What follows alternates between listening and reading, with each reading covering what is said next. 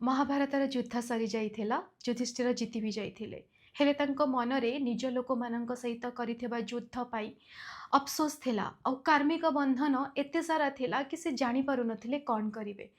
पांडवों सहित से चलिले भीष्म पितामह पाखक सरसज्जरे भीष्म पितामह शोइथिले। युधिष्ठिर प्रश्न कले पितामह मु जीति जाइछि सत किंतु निज लोक मानकु हरैला परे मो मनर वेदना आहुरी बढ़ी जाइछि।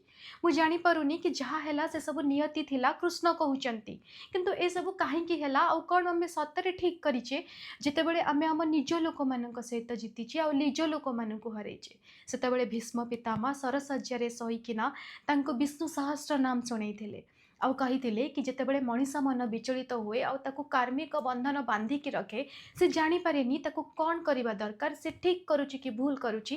प्रतिदिन तांको विष्णुंकर 1000 नाम जप करबा दरकार नहले केवल भक्ति माध्यम रे ही विष्णु सहस्र नाम सुनिबा दरकार। कली जुगरे श्रवण मात्रे ही पातक नष्ट आउ केवल विष्णु सहस्र नाम सुनिले ही समस्तଙ୍କୁ तांकर मनर प्रश्नर उत्तर मिल जिवो।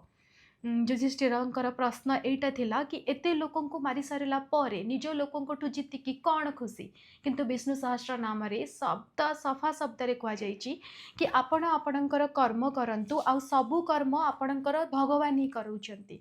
कहबार कथा है एस्ट्रोलोजी रे जेतेबेले आमे दुख कष्ट पीड़ा को देखे सेतेबेले 8th हाउस को देखा जाए और जितेबाला आम 8th हाउस को 9th हाउस सहित जोड़े माने कि भक्तिर सहित जोड़े से कौटी ना कौटी 12th हाउस जोटा कि मोक्षर घर सेटा प्राप्त हुए। तो यही कथार महत्वटा है भक्ति आ विष्णुंकर नाम रामंकर नाम यही सब जपरे ही शक्ति अच्छी। आउ देखंतु दुख हमर नियति दुख आसीबो आ जहाँ हवा कथा हब किंतु तार सल्यूशन पाई याडे सियाडे भटकुथुबा मन जदि केवल विष्णु सहस्र नाम शुणिब ताहाले आपणक मनरे असीम शांति आसीबो। रहिली जय श्री राम जय श्री जगन्नाथ।